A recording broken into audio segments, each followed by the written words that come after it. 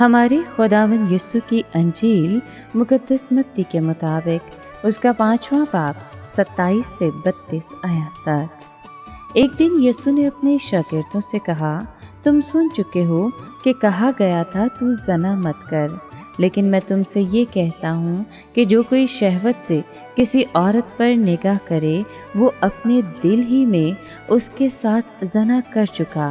बस अगर तेरी दाहिनी आँख तुझे ठोकर खिलाए तो उसे निकाल डाल और अपने पास से फेंक दे, क्योंकि तेरे अज़ाम में से एक का जाता रहना तेरे लिए इससे बेहतर है कि तेरा सारा बदन जहन्नुम में डाला जाए। अगर तेरा दाहिना हाथ तुझे ठोकर खिलाए तो उसे काट डाल और अपने पास से फेंक दे, क्योंकि तेरे अज़ाम में से एक का जाता रहना तेरे लिए इससे बेहतर है कि तेरा सारा बदन जहन्नुम में डाला जाए।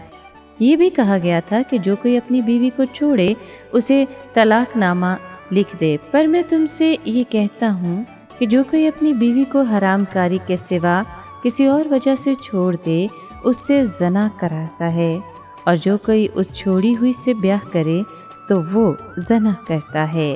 पाक कलाम के पढ़े और सुने जाने पर खुदावंद की बरकत हो, खुदा का शुक्र हो। अजीज़ दोस्तों, शरीयत में ज़ना करने से भी मना किया गया था।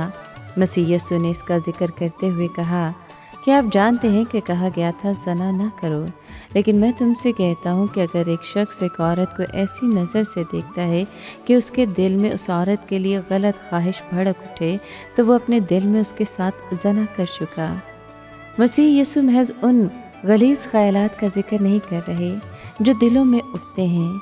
वो ये कह रहे हैं कि अगर एक शख्स किसी गलत या गलीज़ नज़र से देखता रहता है तो उसकी ख्वाहिश इतनी शदीद हो सकती है कि मौका मिलने पर ज़नाकारी कर बैठे।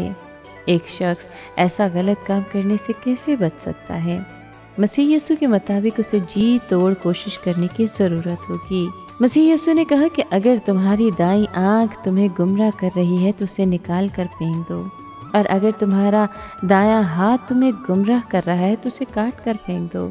कुछ लोग अपनी जान बचाने के लिए अपने किसी गले सड़े अज़ू को कटवा देते हैं।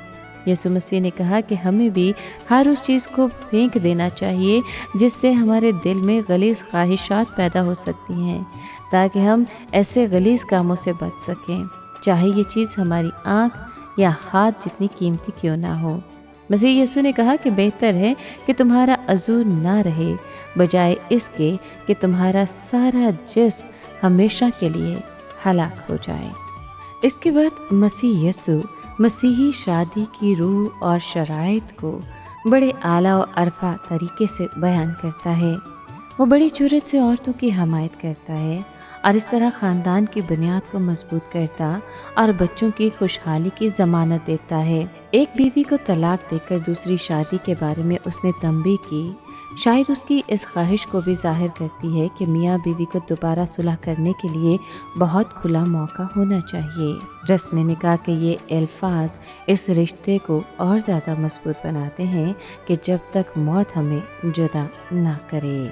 हम मसीहियों के लिए ज़रूरी है कि हम मसीह की तालीम के मुताबिक चलें, ना कि अपने इर्द गिर्द के रस्म व रवाज के मुताबिक। एक से ज़्यादा बीवियाँ, बचपन की शादी, बीवी को मसावी दर्जा ना देना, ये तमाम बातें अंजील मुक़द्दस के ख़िलाफ़ हैं। हमें मसीह की तालीम की पैरवी करते हुए इनसे दूर रहना चाहिए, नहीं तो हम अपने घरों पर बरकत खो बैठेंगे।